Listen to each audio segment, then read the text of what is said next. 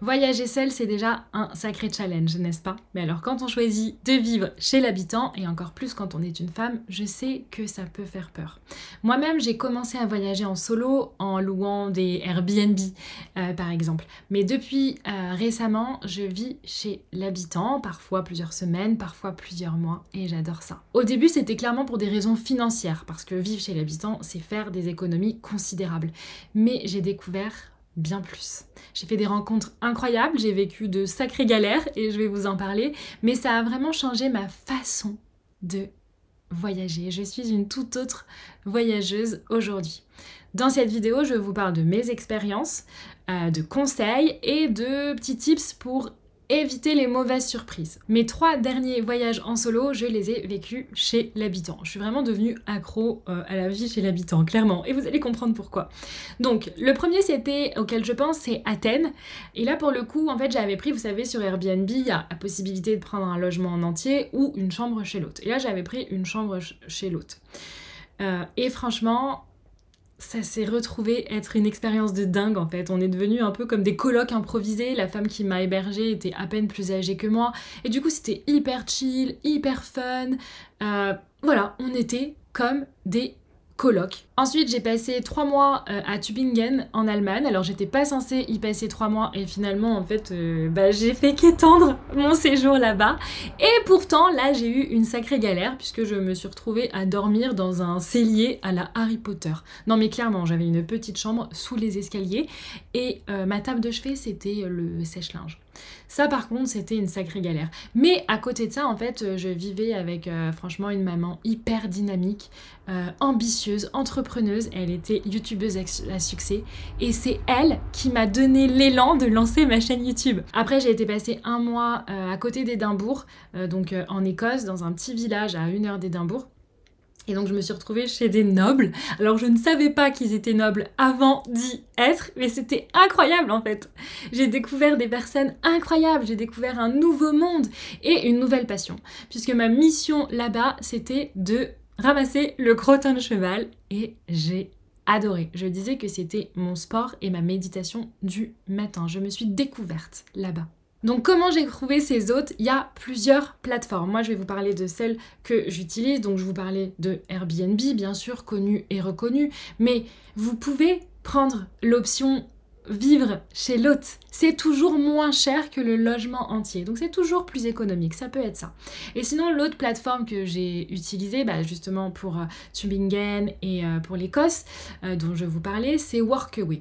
Workaway, c'est une plateforme qui met en relation des hôtes et des voyageurs. Et en fait, les hôtes nous hébergent gratuitement en échange de quelques heures de travail. Donc ça peut être 1 heure de travail par jour, comme beaucoup plus. Donc c'est à nous d'être super clairs. Moi par exemple, c'est non négociable, je ne peux pas travailler pour eux plus de 4 heures par jour puisque j'ai aussi mon entreprise sur laquelle j'ai envie d'avancer.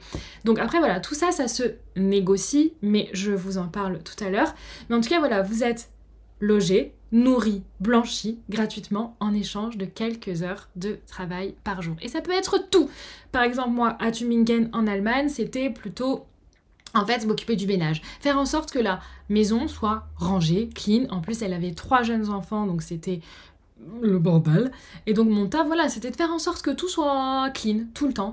En Écosse, je vous disais, c'était de ramasser le crottin de cheval sur le champ des chevaux. J'ai adoré cette mission. Donc en fait, il y a tout. Parfois, ça peut être du babysitting, parfois ça peut être du bâtiment, du jardinage. Il y a vraiment tout sur cette plateforme. Je vous mets le lien de la plateforme dans la description. C'est un lien de parrainage parce que si vous vous abonnez via mon lien, vous avez des mois gratuits et moi aussi. C'est win-win. Donc voilà, je vous le mets. Je sais qu'il y a plein d'autres plateformes que Workaway. Moi, je vous parle de Workaway parce que c'est celle que j'utilise, mais il y en a plein d'autres. Connues et reconnues, Couchsurfing. Il y a aussi Trusted House Sitters, dont j'ai entendu parler. Moi, j'ai jamais testé, mais apparemment, c'est génial. D'ailleurs, dites-moi en commentaire si vous utilisez d'autres plateformes. Je suis hyper curieuse. Là, je repars voyager pour 1 an. Et voilà, moi, je suis curieuse de toutes ces plateformes-là. Donc franchement, dites-moi tout en commentaire si vous en conseillez d'autres. Il y a bien sûr le Woofing dont j'ai entendu parler.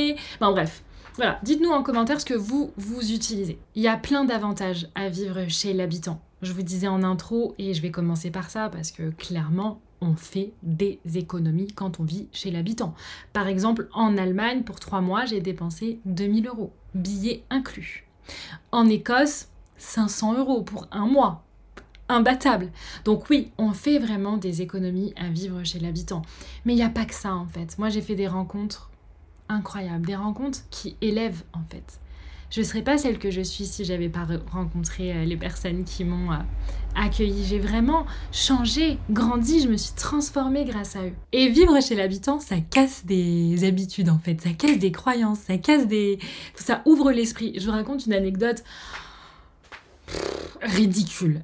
Je pourrais vous en raconter plein d'autres, mais celle-ci, elle est tellement bête que je trouve qu'elle parle. Moi, j'ai grandi donc avec un père un peu rigide sur certaines choses, c'est-à-dire qu'il fallait faire hyper attention au matériel, et notamment le frigo. Le frigo, quand on l'ouvre, il faut le fermer vite. Il faut refermer le frigo avant qu'il bip. S'il sonne, c'est que c'est déjà trop tard, on aurait dû le fermer depuis longtemps. Et en fait, chez David et Harriet, c'était drôle parce que il laissait le frigo ouvert, tant qu'on n'avait pas fini de ranger les courses, le frigo restait ouvert en fait. Et moi je me souviens, en fait j'avais cette habitude de fermer le frigo.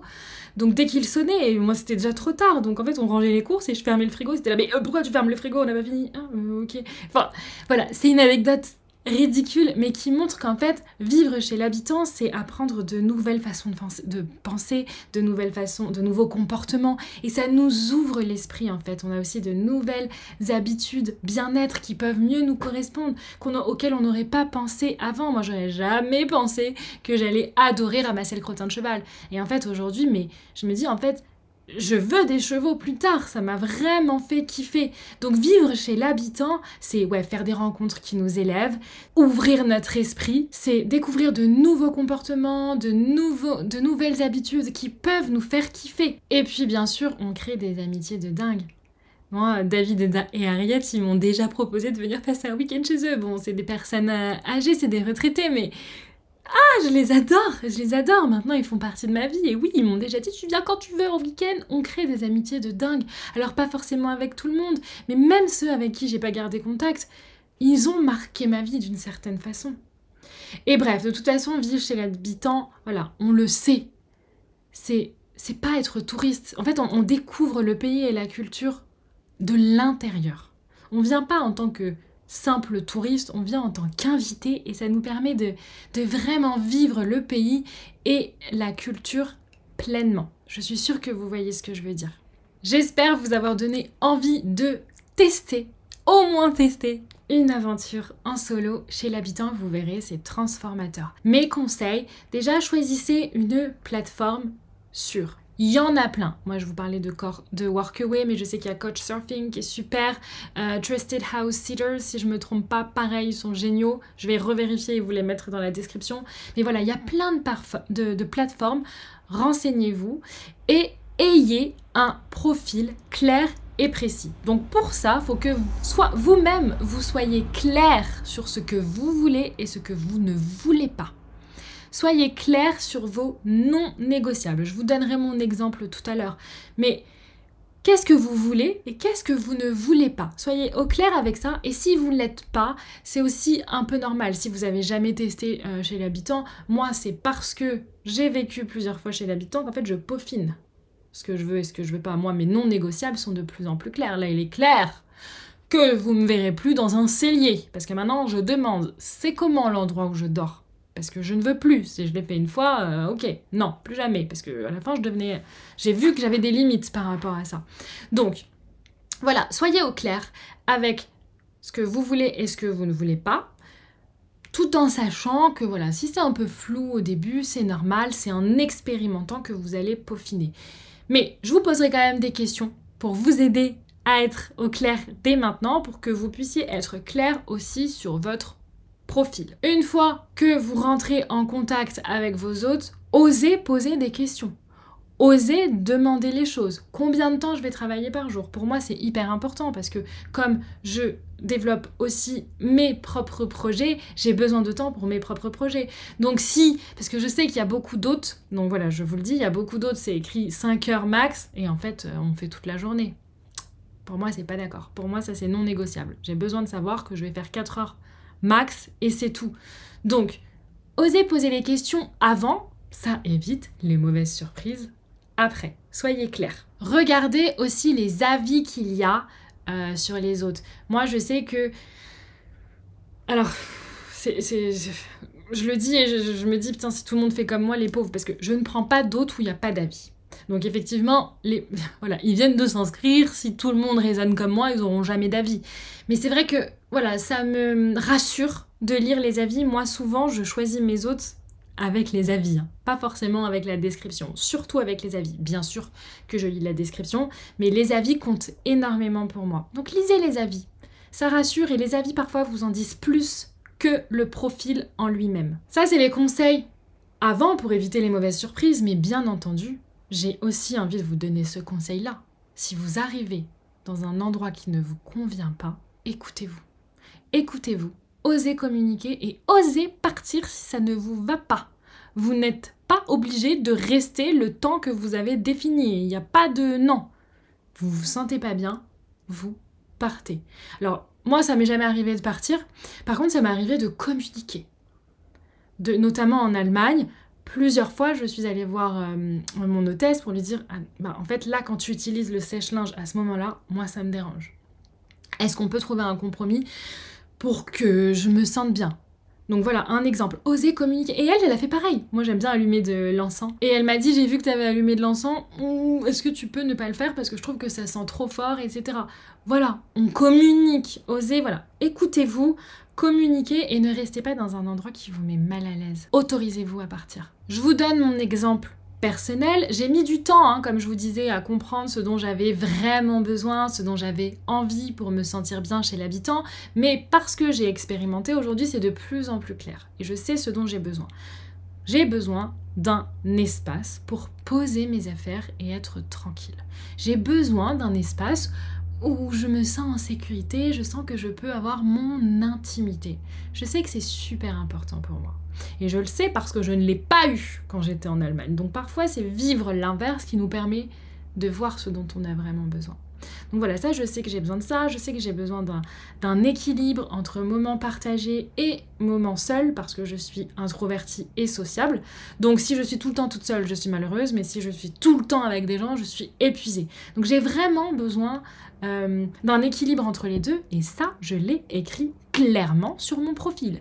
J'ai écrit clairement sur mon profil, je suis introvertie et sociable, ça veut dire que je vais adorer passer du temps avec vous, dîner avec vous, mais de temps en temps, j'aurai besoin de me retrouver seule et calme pour me ressourcer. C'est clair. Donc voilà, j'ai noté 2-3 choses sur mon profil très clairement, mais ensuite, quand j'entre en relation, en communication avec des autres, ben voilà, je papote et j'ose poser des questions, je demande. Est-ce que j'ai un espace intime? Est-ce que j'ai un espace à moi? Il est comment cet espace? Est-ce que je peux avoir des photos? Est-ce qu'on peut en parler? J'ai besoin de savoir comment c'est. Je demande aussi souvent, c'est quoi la ville la plus proche et comment je fais pour y aller? Parce que j'ai remarqué, notamment quand j'étais en Écosse, donc à 1 heure d'Édimbourg, où là en fait j'étais vraiment dans un coin paumé, et donc je pouvais pas aller à Édimbourg comme je voulais. Il fallait que Harriet ou David soient disponibles pour moi, ce qui n'était pas toujours le cas, donc du coup des fois je tournais en rond. Donc maintenant je sais que mon besoin, c'est d'avoir un bus, un vélo, ou que sais-je, pour pouvoir aller dans un village, me sentir libre. J'ai besoin de cette liberté, donc je demande, c'est quoi la ville la plus proche? Comment je fais pour y aller? Est-ce que je peux y aller en toute indépendance? Je pose des questions. Et j'ai ma boussole intérieure pour quand je suis chez eux. Moi, ma boussole intérieure, c'est très clair. C'est est-ce que je me sens capable de dire ce que je ressens, ce que je veux, mes besoins, mes émotions à mes hôtes? Est-ce que je me sens libre d'exprimer ce que je ressens? Si la réponse est oui, ok, ça veut dire que ça va. Si la réponse est non, qu'est-ce qui se passe? Il y a quoi dans l'atmosphère? C'est quoi les non-dits? Pourquoi je ne me sens pas bien? Et j'en parle. J'en parle et puis voilà. Et puis soit je pars, soit je reste. Je n'ai jamais eu à partir.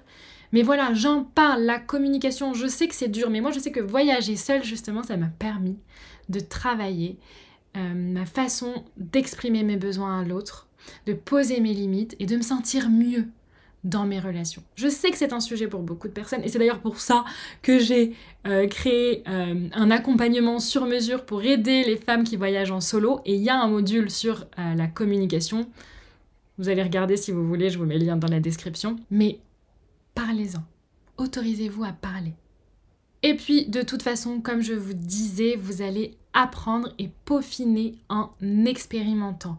N'ayez pas peur de vous tromper. Vous n'allez pas en mourir. Regardez, je n'en suis pas morte. Je suis devenue un peu folle sur la fin là, dans le cellier, mais j'en suis pas morte et ça m'a permis de peaufiner mes besoins, d'apprendre à mieux me connaître. Donc n'ayez pas peur de vous planter parce que vous allez mieux vous connaître comme ça. Et sinon, je vous disais, j'ai 3 questions à vous poser pour vous permettre de commencer à peaufiner ce que vous voulez et ce que vous ne voulez pas. Si tu avais ton workaway parfait, alors pardon, moi je dis workaway, mais voilà, si tu avais ta coloc parfaite, tes hôtes parfaits, si tu avais tes hôtes parfaits, à quoi ressemblerait ta journée type? Deuxième question, qu'est-ce qui te ferait dire le soir « Ah, je me sens sereine, je me sens libre, je me sens vivante, j'ai vraiment passé une bonne journée ».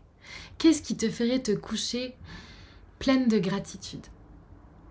Et troisième question, qu'est-ce qui, au contraire, vous ferait soupirer en mode mais pourquoi je me retrouvais encore là-dedans quoi? Pourquoi je me suis mise là-dedans? Qu'est-ce qui vous ferait vous dire ça? Mais qu'est-ce que je fous là? Prends le temps de répondre à ces questions, ça te donnera une base, mais encore une fois, c'est en expérimentant que tu vas vraiment voir, apprendre à mieux te connaître.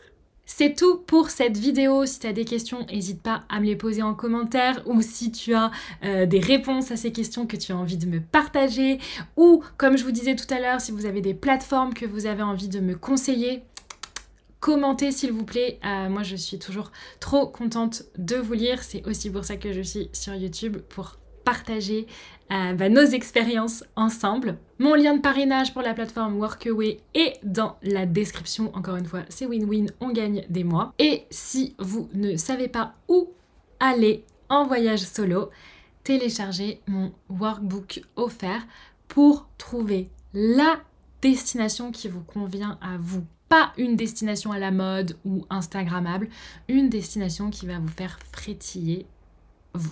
Le lien est dans la description et je vous dis à très bientôt.